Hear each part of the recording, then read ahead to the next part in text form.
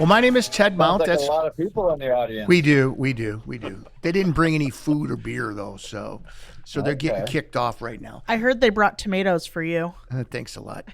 My name boy. is Ted. This is Christina, and then also here I have with me Les. I'm You Les. can start. I'm Les. I sailed a lot with Tim in the younger years, and His years are younger or your younger years? both of ours. Okay. Both of ours. A lot of sailing with Tim, and I did a little cruising with him on the big boat when he was captaining, and did some racing with him. The last thing I did was race on his Hobie 33. Holy Toledo West was the name of the boat. And we also have Dick Frazier, a longtime friend of Tim. Knew his dad well, and Tim come tagging along behind his dad, and it all started from there. And when Tim started when coming around North Cape, which I have been a longtime member, we've just had a lot of great encounters, and a lot have gone from there. Tim. How do you say your last name? Forderer. Order. Okay. Reason I wanted to have Tim on is Tim actually used to, I think, be in our junior sailing program here. Was he not, Les? He was. Tim At was one time. And now he's quite an accomplished sailor, and that's just putting it mildly. I understand he was voted West Coast, is it Yachtsman of the Year? Is that what you got this time? Well, I wouldn't go that. San Diego. Well, that's in still 2023. pretty impressive. There's some impressive clubs there. And Les tells me that you probably have more miles than probably about any private captain in the world, or what did you say, Les? Well, I don't know about that, but about 250,000 miles or so. It's a good chunk. It's nearly 3 circumnavigations, including high latitude stuff like Antarctica, Greenland, Svalbard, Norway. In fact, Dick sailed with me from Holland across the Arctic Circle into Svalbard, Norway. And on that trip, we actually made it up to 80.5 degrees north. Oh my gosh! Right to the edge of the polar ice cap. He's smiling. If you could see how big he's smiling right now, he said he just thawed out too, but I don't know what that means. Well, I believe it. You know, there's a couple of great pictures of us holding the North Cape. We didn't have a Jolly Rogers Burgee with us, darn it. no. We had kind of everywhere we went. We took a picture with the North Cape Yacht Club Burgee, and we had one when we crossed the Arctic Circle. Do you remember that sail, Dick? Oh, very well. Riders of What the was that Storm. one like? What was that like? Share that one. Crossing the Arctic Circle is, I guess, what you'd think it would be. It's probably some of the roughest weather we put the Vivid through. So that was a pretty exciting time. We just had a guy on earlier today is talking about he does trips to Antarctica. It's funny you mentioned going up to Arctic. It was a company that runs trips, and what was the name? I forgot even what the name was. I'd have to look it back up. Polar something. Yeah. Anyways, but he said he's doing 30 trips a year from the southernmost part in Argentina down to the Arctic and back. He said he's doing 30 a season. No, you mixed that up. No, 12 I to messed it up. 13 a season. 12 to 13? Yeah, he's done over 130 in his lifetime. It's the Polar What's his Travel name? Company. His name is Sebastian. I can't even say his last name. Trey's going to look it up for us. Probably. You probably know him. Yeah. Could be. Yeah. Dick sailed down with us down into Chile as well, and when we were headed down to sail to Antarctica. That is crazy. That's crazy. Yeah, a dear mutual friend of all of ours is her name's Ashley Perrin. She did her first trip as a guide with me on Vivid to Antarctica, and now she's just one of a handful of ice pilots, that navigate super yachts to Antarctica and through the Northwest Passage. And yeah, it's quite something what she's doing. So what's it like going through the Drake Passage since you've been down there? It's everything you've heard and then some. Dick smiling You know, again. Nope. I didn't make the Drake, but yeah, we got hammered in it, and I probably shouldn't have gone, but it was New Year's Day, and we had all the guests there, and what, and it ended up to be 50 knots of wind Oh, and 30-foot seas on the beam, and only Ashley and I could drive. The autopilot couldn't handle it. We could only drive for an hour, and then you had to tap out because you were just so cold and wet, and your shoulders were just burnt out, and you'd go in and lay down and pass out on the floor for 40, and then you're back up and you're out there. And you'd have big waves come over the top of your head and down your suit, and it's and once you get out there,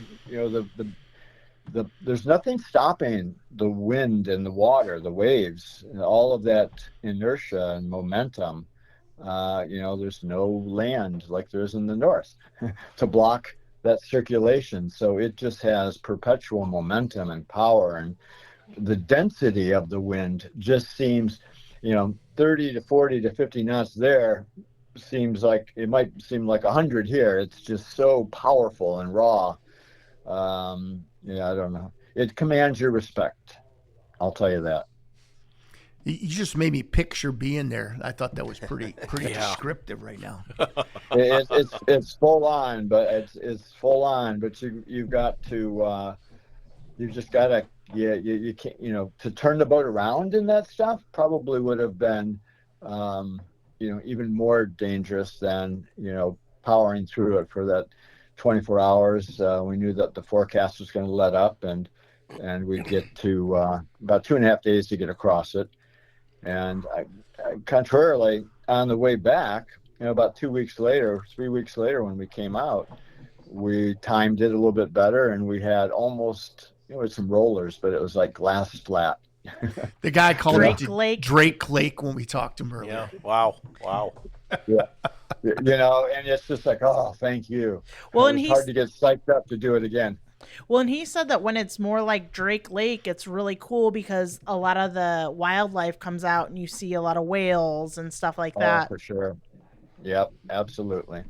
So now, right now, your boat you're sailing right now is what? What's it called? What's the name of it?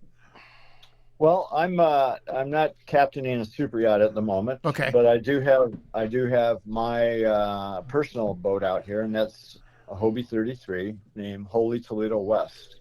Okay. And a little quick history on how that boat's so sentimental to me. And really, Toledo to me, it's my roots. It's my home. It will always be my home, and I'm so grateful for the opportunities that I was given as a young kid, by Lester and Dick and Tom Andrews and Bob Francis, a Jolly Rogers member on Wacko. His Catalina 27 is the first big boat, keel boat that I sailed on out of junior sailing, and we'd race against the Carmela, Dick Frazier and his boat, and his CNC 27, and Howard Pinkley and his CNC 27.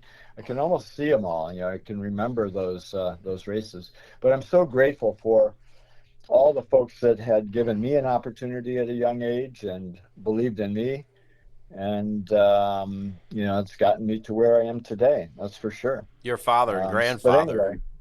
Your father and grandfather both sailed out of Jolly Rogers and had a lot to do with the club at the beginning, and that's how that's how that started. It's passed along. Lester, I love reminiscing about all of that stuff, and Dick too. When Dick would come aboard and we'd do a long passage or Atlantic crossing, we'd be on watch and we'd just catch up on all of the old Toledo, trivia and history.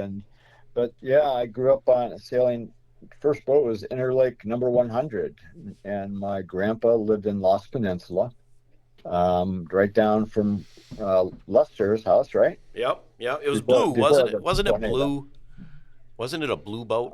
Yeah, it was a blue hulled boat. Yeah. And my grandpa had a dock right next to Moochie's, who's related to Paul Carr, actually, a Jolly Rogers member. And yeah, good times. It's Ottawa River's born a lot of sailors, no doubt about it. You know, there's a lot of people sailed that came out of Ottawa River here, and this is a long storied history of club here. Well, I love every event regatta I enter out here in San Diego. I list Jolly Roger Sailing Club and North Cape Yacht Club, along with my club out here. But I really love representing Toledo, and back to the Hobie 33 Holy Toledo sentimental story. When I was 18 years oldish, Tom Andrews from North Cape bought the first hull number 1 Hobie 33 production boat. And I was very fortunate to be asked to sail with him, and Ed Taylor and I, and Cliff Vaughn and Tom and a few others, and so here I am, a young kid, 18 years old, and I'm steering the first real ultralight that was ever production ultralight, and sailing in Block Island Race Week and down in Florida. Robbie Haynes doing some coaching for us, who had just won an Olympic gold medal, and now he's the sailing master for Roy Disney out here sailing Pyewacket, and I see him regularly. But so Tom bought hull number 1, Holy Toledo, named her Holy Toledo, and sailed the heck out of that and kind of put it to pasture. And then he bought hull number 3 from Steve Attard, North Caper. And then he bought another one, which he has at North Cape now, called Holy Toledo East. And he eventually sold hull number 3 to me. And I said, Tom, the only way I'll buy this if I can keep the name and the sale number and call her Holy Toledo West. And it's really quite something when you're out there racing and people that don't know us and our history and Toledo and Ottawa River and all that. When you hear people shouting across at you, Holy Toledo! I just love hearing it. So what kind of races do you have coming up out there right now? Anything coming up soon? Well, big thing kind of on my radar is sailing a Transpac 52 back from Hawaii after the Transpac race. Okay. And I may be doing the Transpac race, not sure yet, but that's pretty awesome. Transpac, yeah, it'll be my 5th actually. But it's an incredible race, just an absolutely incredible race. Lindsay Hood's sailing on a Transpac too, isn't she? I'm just seeing stuff from her. Yeah, she's another Jolly Rogers person. She's awesome. Yeah, she's a good sailor, amazingly good sailor. She's had a natural talent for sailing her entire life. I've known that girl since she's been little, and I tell you, she has a real knack for steering well, sailing good. She makes good decisions. She's a good girl. She's a good coach too. She really teaches a lot, brings a lot of people into sailing here. She works for Quantum, and that was really special. It was end of the year 2023, I forget, or end of the summer, and Lester came out with the whole family. It was Bradley's. Which Bradley? Eric Lester? Bradley, the middle Eric. Bob and Betsy Bradley's middle son. You tell the story for a minute. And Eric had he's just retiring. He was a master chief in the Navy as a Navy SEAL, and he retired out of San Diego. So my whole family, which grew up sailing with the Bradleys, we all flew out to see him retire as a master chief out of being a SEAL. And at the same time, Tim had this race going at the end of the week. So the last day I was in San Diego, I jumped on the Holy Toledo West with Tim, and and Lindsey Hood too, and we had 3 people from Jolly Rogers, and it was and ended up winning the darn race. And thanks to Tim, some good steering and some good, honest coaching out of the guy steering, and he was good. Where did the race go to? We went out to some mark off, like, it must have been like the Mexican and United States border. Was it at the Coronado Islands down there? It was some mark, weather mark. We went around and back, and boy, we took off, and there's nobody. They didn't catch us till a few miles from the finish line. The big boats did, so it was a very good regatta. Neatest trophy ever seen. Well, I'll tell you, that was super special for me. That was the 4th. It's called the Cabrillo series, and it's a grueling series. It's 4 races. And the first one's like a 95 miler deep down in just off of Ensenada. Yep. In January, and the next one's maybe a 50 miler out around the Coronados. The next one's like a 35. Anyway, Les and the whole Debbie and all the kids and Lindsay, we're all there. So that race, there was the final awards, and we won the whole event overall. That's awesome. It really is, because it's a very demanding series, and but to have Les and Debbie there, really, it was the cherry on the cake. That was a real fun time. That was a good day to sail. San Diego is a very interesting place to sail too. I mean, I never seen. There was 12-meter out there sailing. There was every kind of a boat you could imagine, plus all the military stuff. One thing I know, like my daughter used to live in San Diego, so occasionally I'd rent a boat when I went out there, is I used to say that the bay there was like the freeway at rush hour with no lanes. Exactly. It seems so congested in there. Yeah, and then you have to watch out for F-16s falling out of the sky lately. Yeah. I used to just take mine out. I'd go out at Point Loma and I just go out in the ocean. That way it wasn't as much traffic out there. It's really a special place, to sail year round, and to have such super high caliber of sailors out here. In fact, Skip Deball's out here this weekend. I got to see Skip. He's racing in the Etchells fleet, and so I just saw him yesterday. But it's very grateful to be here and sailing here. And is there much foiling? Is there much foiling boats in San Diego? There isn't. The foiling boat that I've been racing, the Birdie Fish. I was just down in Pensacola, Florida for World Sailing's Foiling Week. On a boat called a Birdie Fish. It's a 15-foot two-person foiling boat, and one of my buddies, my bowman, bought it, Casper, and boy, is that a thrill. But they're just starting on the West Coast. I think there's 1 or 2 others up in LA or Long Beach, and other than the wasps and the moths, and the foiling kites, there's not a whole lot of it. We've got a couple catch on. We got a couple guys with kites that as soon as the ice left, we got done ice boating. I'd tell you, 2 days after the ice was gone, they were out foiling with just like a wing, like a foiling wing board. Yeah, and pretty amazing. Yeah, they're jumping around in the water. I tell you, the ice wasn't gone for 2-3 days, and wow. Crazy. It reminds me of when I used to the laser that I passed on to you and Brittany. We had a place up in North Shores near North Cape, and it was windy and the ice would break up a little bit. I'd skip school and drag the laser about 50 yards across the ice to that warm water bay patch, or there'd be a strip of open water, and I'd reach back and forth, and get the boat back out of the water before anybody would get home and get caught.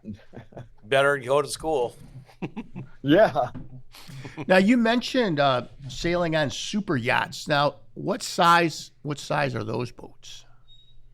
The Vivid, which I spent 11, 12 years on, she was 90 feet, built in Holland by a boat builder by the name of Jongert, and designed by Ron Holland, and built of aluminum. A real pedigree boat, incredible craftsmanship, and I got to spend 8 months in Medemblik, Holland, where the factory is, and we did a big refit. And Dick, you were there as well, weren't you? Yep, I've got to spend some time there. Very impressive place. And so that, and that's a big chunk of the captaining I've done. I did captain a 100-foot motor yacht for a year, and then a 120-foot sailing yacht for a year contract, and then most recently a 105-foot Dubois built boat and alloy built boat in New Zealand. Beautiful, beautiful sailing boat. So. Now, what's your favorite place that you've been to? Well, that's the toughest question. Your list, I guess. I'll tell you, nothing compares to Antarctica.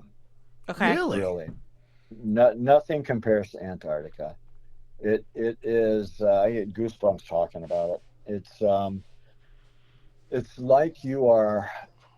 It's like it's the source of nature's energy is originating right there. It feels like that's where the wind is coming from that reaches Lake Erie. It's so raw, nature undisturbed. You're just in, your jaw is dropped the whole time. You're just saying, wow.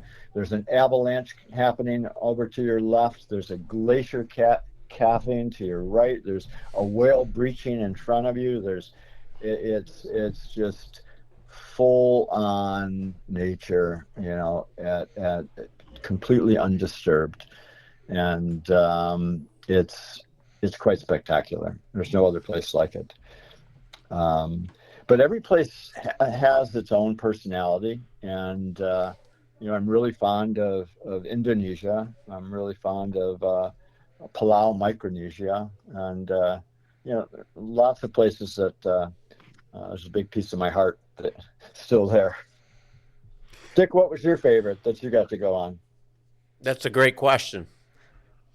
When you bring up Indonesia, that was just an incredible trip.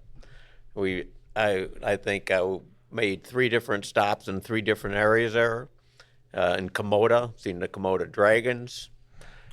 But probably one of the most beautiful places I was at, probably the Lofoten Islands in Norway, on our way from Holland to Svalbard. And that was the time we crossed the Arctic Circle, but those islands were just incredible. Whenever you go out in a boat with Tim Forderer, it's kind of a life-changing experience you go through. I don't care if you're on a sailboat race, a 25-mile sailboat race, a Hobie Cat race. He's a different kind of a person to sail with, no doubt about it. Not different, but a very good person to sail with. And thank you. Well, like my good buddy Sam Thurber says, going on an adventure with Tim Forderer is like watching a movie where the film and the audio just aren't synced up too well. Now, have you ever done the Sydney to Hobart race? I've read about that. No, I haven't. Okay. No, I haven't. But Dick's been with me in Australia as well. Yep, spent some good time in Australia. Yep.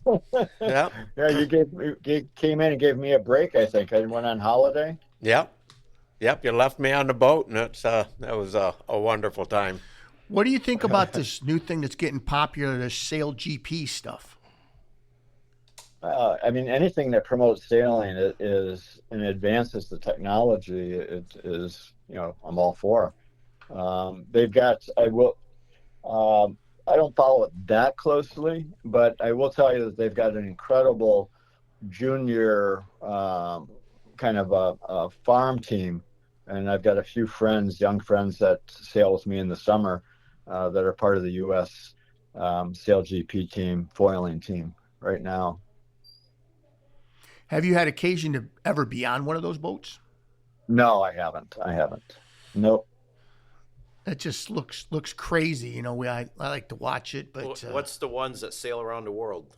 oh yeah, The foilers that sail. We've seen in Well, the Volvo Ocean racing boats. Volvo and Ocean all racing that. boats. We've seen them last year in Newport.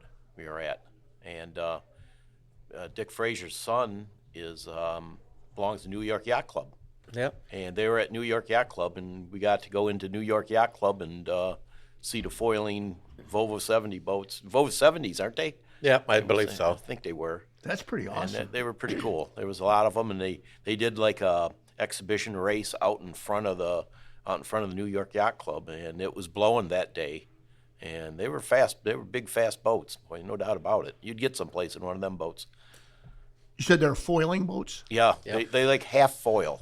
Is that new? Is that new technology? The reason we're seeing that now, or is it just because somebody decided? I mean, It's fast, yeah, I know It's they're fast. very fast. and it's the way sailing's heading. I mean, in America's Cup boats and everything, sailing's heading towards foiling. And I'm not I'm not too, it looks like a lot to me, but I crash hard enough on my laser how it is. I don't need to be up in the air another 5 feet, Well, it's exhilarating. I'll tell you. After racing the birdie fish and practicing training for it, we're helmeted up and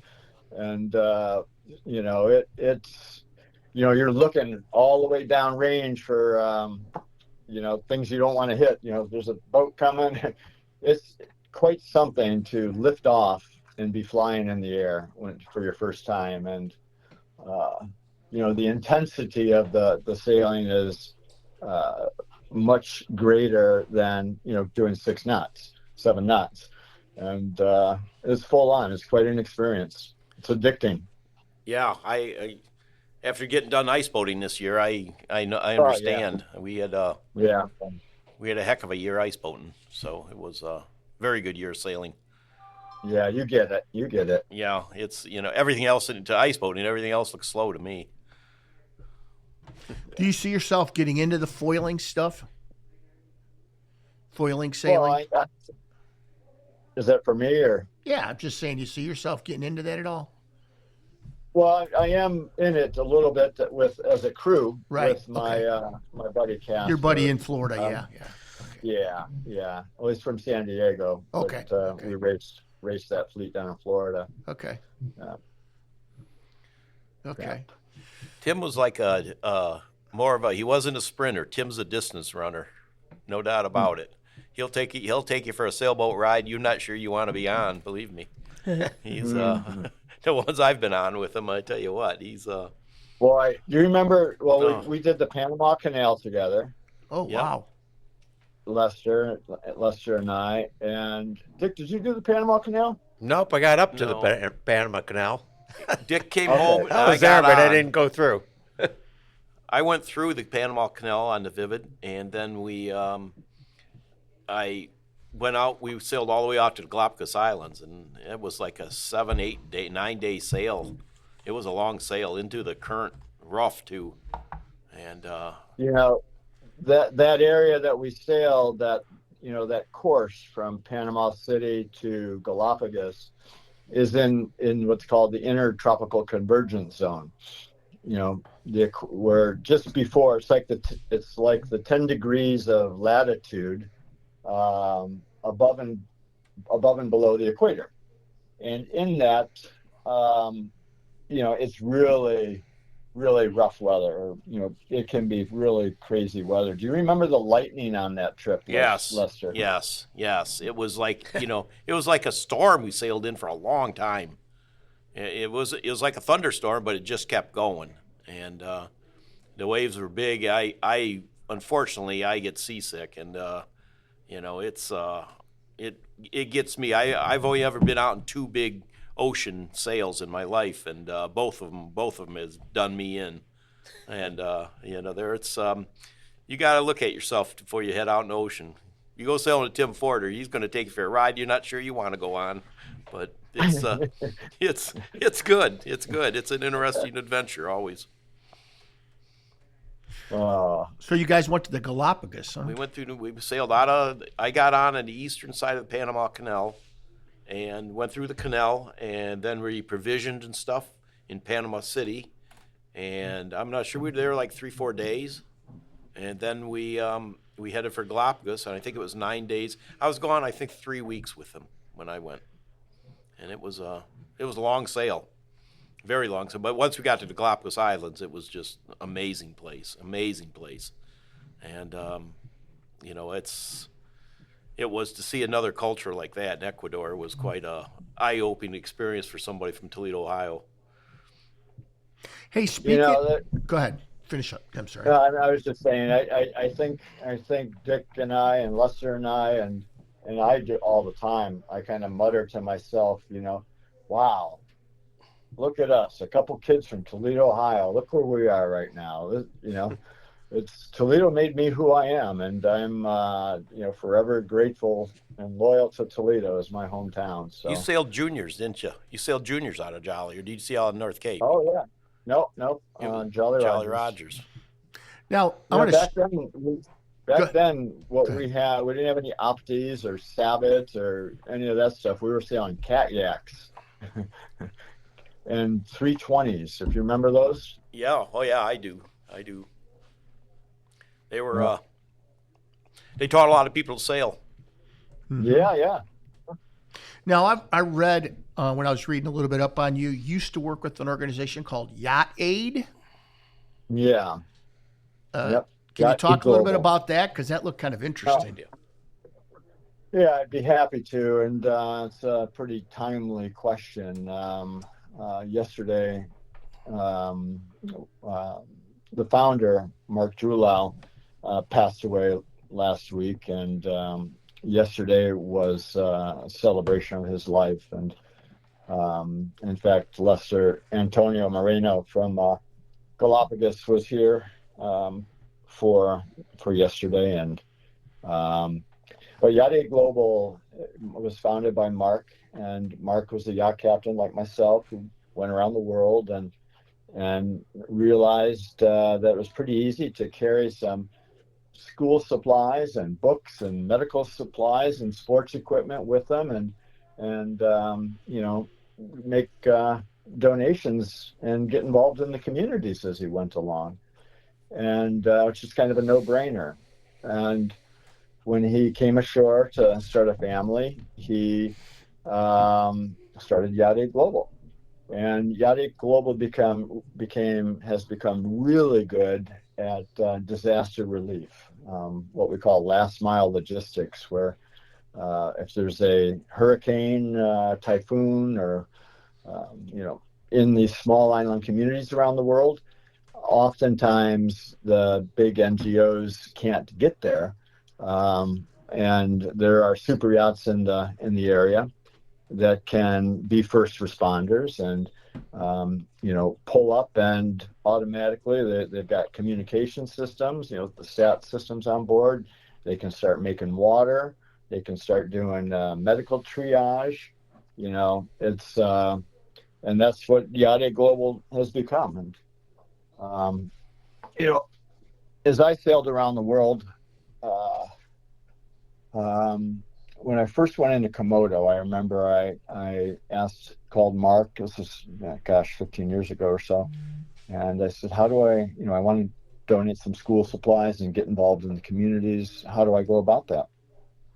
And he said, well, you need to introduce yourself to the village elders and the park officials, and get their blessings and understand the protocols and so on. So I did that, and we brought a good load of school supplies and sports equipment into Komodo. But here's the kicker. Here's where Mark and I relationship really started. As we were leaving the school, this is a one-room school in Komodo National Park, Indonesia. A place that doesn't have any fresh water, doesn't have any real trees. It's a pretty barren place that's run by the Komodo dragons. And the teacher came up to me and said, Captain Tim, we really appreciate you and everything you've done here, but we need a little more help. And when you see these young kids, they steal your heart in a few moments. But I said, anything you need. And he said, well, right now our teachers are spending half of their time teaching and the other half of their time keeping the Komodo dragons from eating the kids. And I said, wait a minute, come on, really? And that was the fact. So I called Mark Drewell up at Yade Global, said, hey, Mark, we've got a great opportunity here. I'm going to do it if you want to join with me. So we both came up with the funding, and me and my crew, we stuck around for 2 weeks and partnered with the villagers and the village chief, and we had to make a trip to another island to go way up into the highlands and cut down bamboo, and it was a big deal. And 2 weeks later, there was a fence built around the school, and that kind of launched my work with Yade Global. That everything I did going forward, I did under their banner, and ended up bringing clean drinking water to probably 70,000 plus people all throughout Southeast Asia, Indonesia, and Micronesia. And the other thing I was doing under the banner is what I call the Do What You Love talks. And I was real fortunate to be able to talk with about 10,000 young people all around these small island communities. And yeah. My wife was a teacher in Toledo Public Schools. Yeah. And she always, when Tim came to town, she always got it together to Tim to come in and talk to the kids about, following your passions, I guess it is, And it was always a very invigorating talk when he did. And that was a good thing. The kids really sat up and took notice. So. Well, thank you, Lester. I'll tell you real quick. I'm actually writing a book right now, and it's called Three Little Birds, after the Bob Marley song. And if you don't mind, I'll just share a little bit of that story, because it's where the origin of the Do What You Love talks. And we were in Sarong, West Papua, which is part of Papua New Guinea and actually part of Indonesia. And we had just got done spending 3 or 4 weeks diving Raja Ampat, which is some of the best diving in the world. And we were about to leave and sail towards Borneo, and our yacht agent, Wahid, came up to me and said, hey, Captain Tim, can you take a couple minutes and go with me and talk at my school? And I immediately said, yes, absolutely. We got on the motorcycle, and when I arrived at this school, I was basically mobbed by all of these young kids. You're the only white person, and you stand out. And they were so enthusiastic, and I stood in front of that classroom. There was, probably should have held about 30 people, but there were, I think, 100 kids packed into it, and no preparation or anything. And while he's standing next to me, I said, and the first words that came out of my mouth were, when I was 8 years old, my dad taught me to sail. And I took to that like a fish in the water. And I waited for Wahid to translate. And I could see a couple of the kids lighting up. And then I shared with them, and that's how I got here today. I was able to turn my passion for sailing into a job. And that's how I got here today. Where he translates, and I could see the light bulbs going off. And, we chit-chatted for a little bit longer, but then we had to go. And Wahid said, wait, we've got a surprise for you. And she'd been teaching the kids English, right? And they had been practicing all week a song for me. And so all of these 100 kids stand up, and they're singing a song in English, something to the effect of, Dear Captain Tim, thank you so much, for coming and spending time. always take us with you in your heart. You'll be in our hearts, you know. So here I am, I'm bawling my eyes out. I'm so emotionally moved by this in front of 100 kids, and I'm like, oh my God, really, it was powerful. And just as we were to leave, a little girl in the back of the room raised her hand and said, Captain Tim, can you sing us a song? Riders in the Storm. Yeah. But the first thing that came to my mind was, rised up this morning, smiled at the rising sun, 3 little birds. And before you knew it, all 100 of those kids were singing the Bob Marley song with me. And it was so moving. And as I processed that over the next month or two sailing, I'm like, there's something there. You know, that was a powerful moment. Just spending time with those kids, showing up and spending time with them. And that became the first Do What You Love talk. And, you know, I ended up talking with over 10,000 young people, and each talk started with, when I was your age. You know, my dad taught me to sail. And really, that connects right back to Toledo, and sailing on the Ottawa River, sailing at Jolly Rogers, you know, going down the basement at Jolly Rogers and pulling the sails out and walking across the street to the rack and launching the Cat Yak or the 320 or, you know, good times. Tim, this has been awesome. I would like to be able to talk to you again if possible. I got some other people already waiting. If it's okay, I'm going to contact you again. I would like to continue some of these conversations if that's okay with you. That'd be great. All right. If I can have Lester and Dick with me. Yeah, absolutely. They can come anytime. They're always welcome. Anything else anybody wants to add before we let Tim go? We haven't even started the adventure stories with Tim I know, Forderer. but we'll do it again, because I would love to do it again. I would like to add though, things about Tim that has opened my eyes to the world. Probably the trip to Indonesia, most specifically, because of the things that I seen, and I at that time I got to see Tim in action.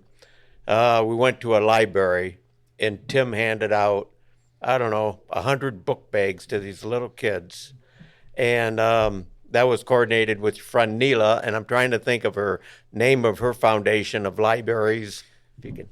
Rainbow Reading Gardens, which was just incredible. And I've always been so thankful for Tim for that moment in my life. Oh, thanks, Dick. I just talked to Neela. She's now up to 251 libraries. Wow. Yeah, incredible. Lester, you got anything to add? It all starts sailing on the Ottawa River. All right. That's where it starts. Amen. Thanks, Tim. I'm gonna have